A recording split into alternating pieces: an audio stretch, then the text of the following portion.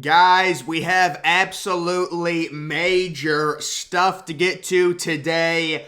We've got a legit timeline now for the Texas-Oklahoma move to the SEC. It says Texas-Oklahoma to the SEC. The Longhorns and Sooners are targeting 2024 as a debut in the SEC per a recent support. So 2022, they're staying in the Big 12. 2023, which is next year, they should still be in the Big 12. And then 2024, these two programs are expected to make their major move and totally realign college football with a major expansion in the SEC. This news article says, amid Friday's news that the Big 12 will add its 4 new members in 2023, it appears that Oklahoma and Texas will not be making their own conference transition on the same timeline. Instead, 2024 is more of a realistic target date for both Texas and Oklahoma to bolt for the SEC. That is according to Austin American-Statesman, bringing the possibility of a bizarre 2023-2024 Big 12 season into focus. So the Big 12 could turn into an absolute mega league for 1 year because you get the 4 new teams coming, but Texas and Oklahoma not joining the SEC until 2024. Also, we're all expecting the college football playoff to be expanded to 12 teams after the TV agreement is up in 2025. So for a single year, we could see Texas and Oklahoma in the SEC, but the 4-team playoff remain intact, which would create major scheduling issues. And the SEC has actually threatened to make their own little playoff if the playoff does not get expanded.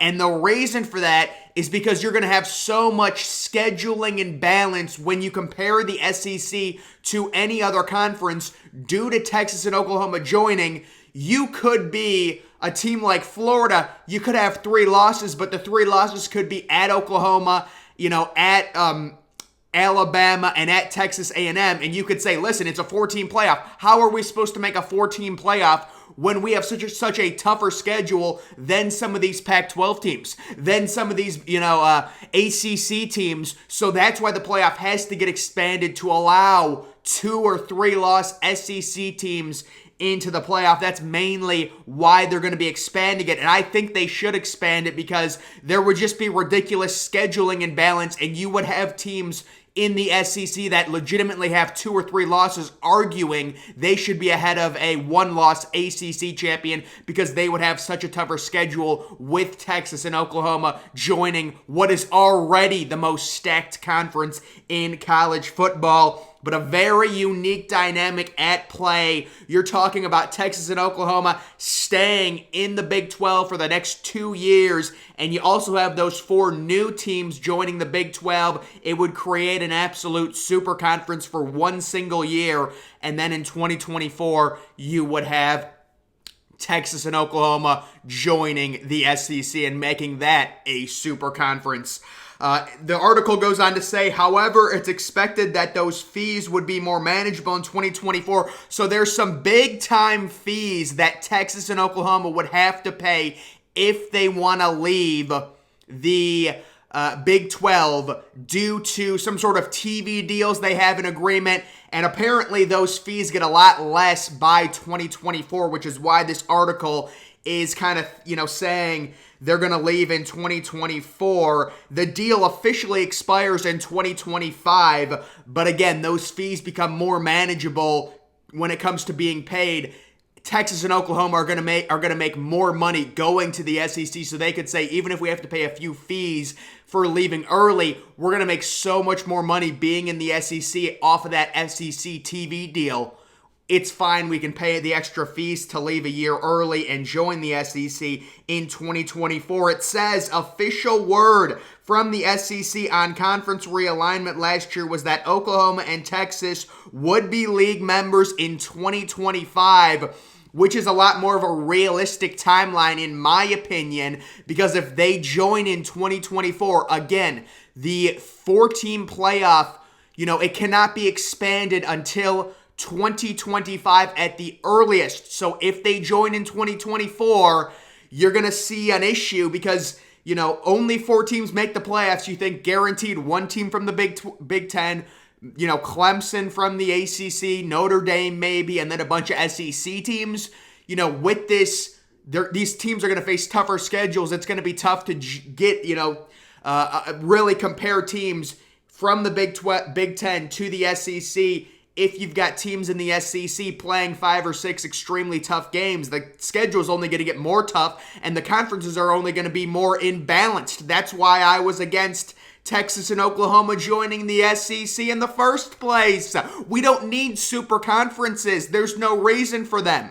Are we just going to have 3 big super conferences now? It makes no sense to me. And then we've got this new article that recently came out. I've been kind of breaking this type of stuff. I said it was going to happen earlier in the summer. We've got the NCAA recommending transfer portal windows. This makes total sense.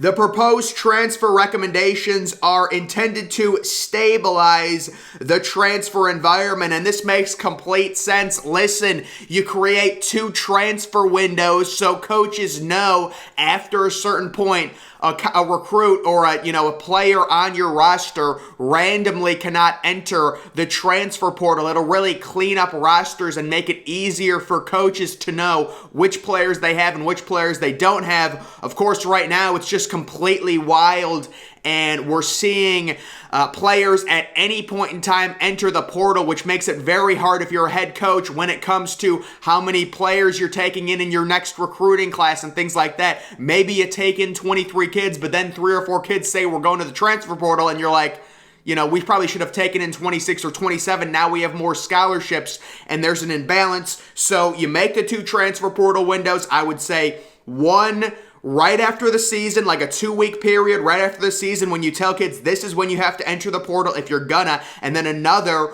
right during the summer, so kids, maybe they're not trending to starting. Maybe a kid's a junior, he's a backup quarterback, he wants to start somewhere. He can see the writing on the wall with the summer practices or the spring practices, whatever, and you put a 2-week window in the middle of the summer. That's the other window where kids would be allowed to enter the portal. So you can only enter the portal at 2 specific times, both 2-week periods, and that's how I would do this, and it looks like they are doing it. And we also got an absolute major story yesterday. Not only did superstar receiver Carnell Tate commit to Ohio State, we got the superstar running back from Texas, Rueben Owens, who is currently the number 1 overall running back in the country, committing to Louisville.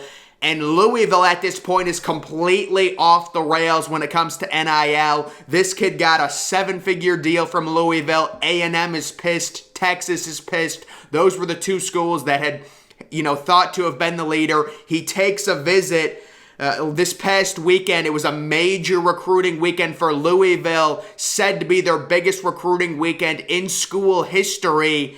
And Rueben Owens comes out of that visit and commits to them.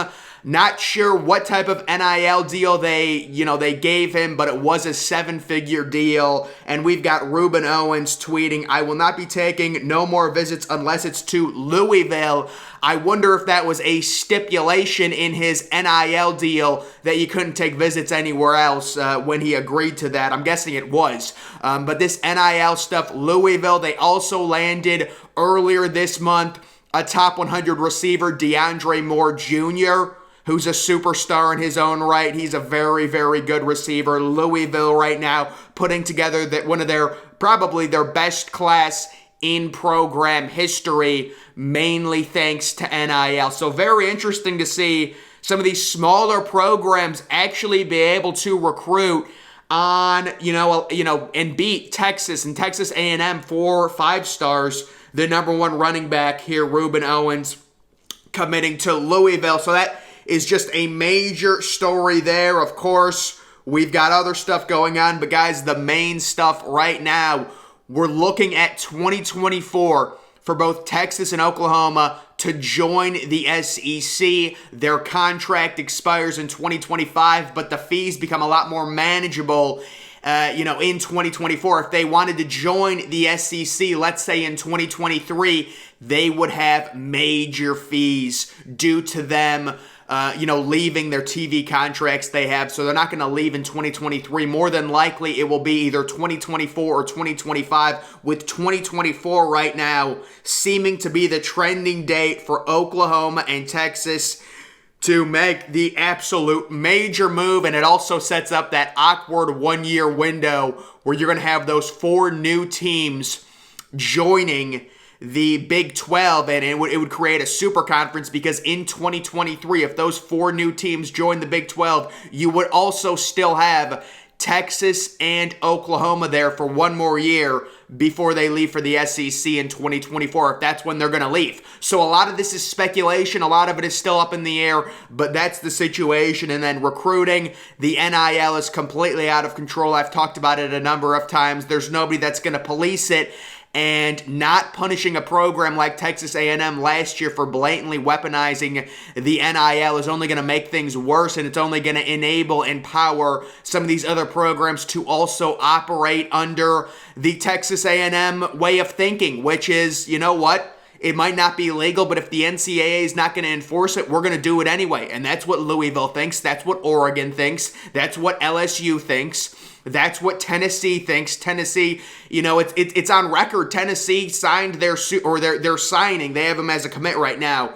Their superstar 2023 5-star quarterback to an $8 million multi-year NIL deal.